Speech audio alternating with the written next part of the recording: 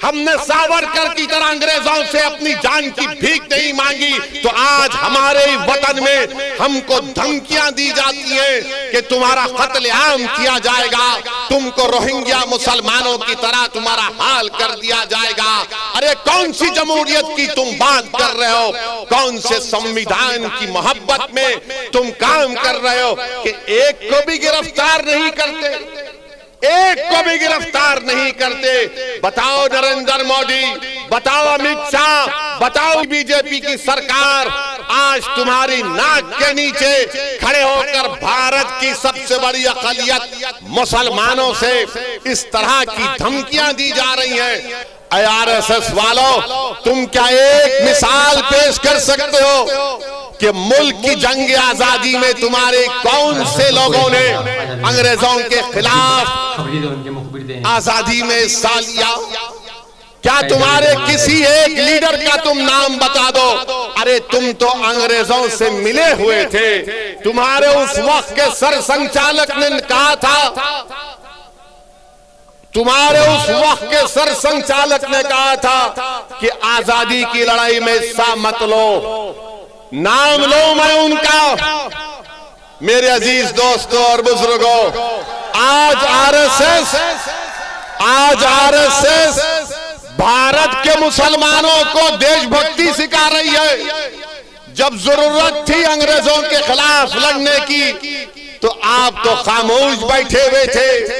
जब जरूरत थी जेल को जाने की तो आप अपने घर में बैठे हुए थे। अरे हमने हर मैदान में इस मुल्क को अंग्रेजों की गुलामी से आजाद करवाया। नरेंद्र मोदी की जबान से आप कभी नहीं सुनेंगे कि आरएसएस ने इस मुल्क की आजादी के लिए अपना खून या पसीना बहाया। नरेंद्र मोदी बात करेंगे औरंगजेब की, नरेंद्र मोदी बात करेंगे शिवाजी की, नरेंद्र मोदी कभी बात करो सन 57 की जंग आजादी में। बताओ ये लोग आज जो नफरत फैला रहे हैं इनका क्या रोल रहा? इनका कोई रोल नहीं रहा। बात करते हैं तो जिना की बात करते हैं। अरे इसी सरजमीन से हमने टू नेशन थियरी को रिजेक्ट किया, मुस्तरद किया। हमने इंडियन नेशनलिज्म और कॉम्पोजिट कल्चर की बात की थी। अगर आज हम यहाँ पर सहारनपुर में हैं, देवबंद में हैं, गंगों में हैं, तो वो जिना के पैगाम को ठुकराने की सबसे बड़ी जीती जागती मिसाल है। ये भारत जो हमारा देश है, हमारा वतन अजीज है, इस भारत का कोई मजहब नहीं है। ये भारत ना हिंदुओं का है, ना मुसलमानों का है, ना ईसाइयों का है, ना सिखों का है। ये भारत किसी का भी नहीं है। ये भारत सबका है, चाहे वो खुदा को मानता हो या ना मानता हो। ये भारत की खूबसूरती है। बीजेपी इसको सिर्फ एक मजहब से जोड़कर ये बताना चाहती है कि ये मुल्क सिर्फ एक मजहब का है या एक आरएसएस की आइडियोलॉजी के मानने वालों का है। मेरे अजीज दोस्तों और बुजुर्गों, ये भारत है जिसको आपको समझना है। ये वो भारत नहीं है जिसको हमारे बुजुर्गों ने अंग्रेजों से आजाद करवाया था। ये जो मौजूदा भारत है, ये वो भारत नहीं है जिसको सन 57 की जंग आजादी में हमारे बुजुर्गों ने अपने खून से सरजमीन को लाल किया था। अगर हमने इस मुल्क को आजाद किया, इसमें बढ़ चढ़ कर हिस्सा लिया, हमने काला पानी की सजा काटी। मेरे अजीज दोस्तों और बुजुर्गों, नरेंद्र मोदी हिंदू नेशनलिज्म की बात करते हैं, हम इंडियन नेशनलिज्म की बात करते हैं। यहाँ पर मौजूद जो मोदी के चाहने वाले मीडिया के चमचे हैं, वो जरूर हमसे सवाल करेंगे कि असदुद्दीन ओवैसी, तुम ये बताओ कि मोदी ने कहाँ कहा था हिंदू नेशनलिज्म की बात? तो मैं उन मीडिया के, उन मोदी के भक्तों से कहना चाह रहा हूं कि आप नरेंद्र मोदी के राइटर्स का इंटरव्यू पढ़ लीजिए उठाकर, जहां पर नरेंद्र मोदी ने इस तरह की बात की थी। हम इंडियन नेशनलिज्म की बात कर रहे हैं, हम इस्लामिक या मुस्लिम नेशनलिज्म की ना कभी बात किए ना कभी करेंगे इंशाअल्लाह ताला। हम कॉम्पोजिट कल्चर की कामयाबी के लिए हमारे बुजुर्गों ने काम किया।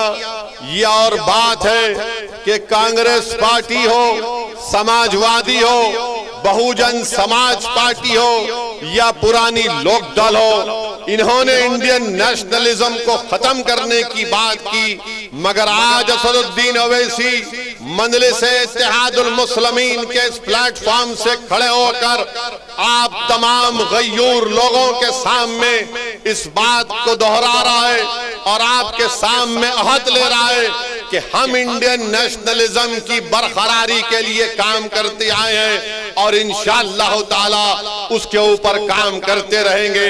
मेरी आपसे एक ही गुजारिश है कि आप मजलिस-ए-इत्तेहादुल मुस्लिमीन का साथ दीजिए। यहाँ पर चप्पे चप्पे पर हमारे बुजुर्गों की कुर्बानियों की निशानियां हैं। यहाँ पर हमारे बुजुर्गों की मेहनत और जुस्तजू और उनकी मेहनत का रंग आज अब हम देख रहे हैं। इस मुल्क में जो नफरत की फिजाओं में इजाफा कर रहा है, इस मुल्क में जो मुसलमानों से उनकी तबाही और बर्बादी की जो बातें की जा रही हैं, हमको जमहूरी तरीके से उसका मौसर जवाब देना है। मुझे अफसोस इस बात का होता है कि जो लोग आज मुझे फिरका परस्त कहते हैं, जो मेरी पार्टी को फिरका परस्ती का इल्जाम हम पर लगाते हैं, हम इनसे एक ही सवाल करना चाहते हैं, बताओ उत्तराखंड के हरिद्वार में धर्म संसद के नाम पर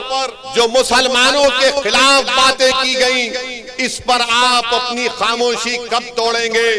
उत्तराखंड में बीजेपी की सरकार है। बताओ अमित शाह, तुम निजाम की बात करते हो, उत्तराखंड में तो आपका निजाम है। AIMIM के वो है चीफ है, इन्हीं की पार्टी है MIM। तो आ रखे थे रुड़की में, था रुड़की का माइक लगवा था, पर थे सहारनपुर में था इनकी स्पीच। तो आ रखे थे सहारनपुर में बहुत ही अच्छी स्पीच दी इन्होंने।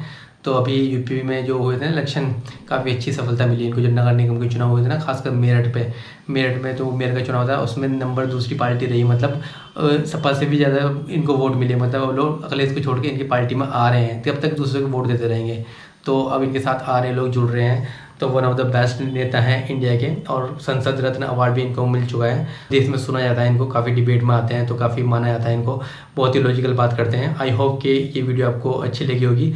तो आज़मी मीडिया की वीडियो है, इनके चैनल का लिंक मैं डिस्क्रिप्शन में दे दूँगा, जाके चेक कर सकते हैं। इनके चैनल को सब्सक्राइब कर सकते हैं, साथ साथ मुझे भी सपोर्ट करते हैं। तो मुझे सपोर्ट करने के लिए मेरा चैनल भी सब्सक्राइब कर सकते हैं। तो फिर नेक्स्ट वीडियो मिलेंगे किसी नेक्स्ट टॉपिक के साथ। तब तक बहुत सारा ध्यान रखिए। Bye bye.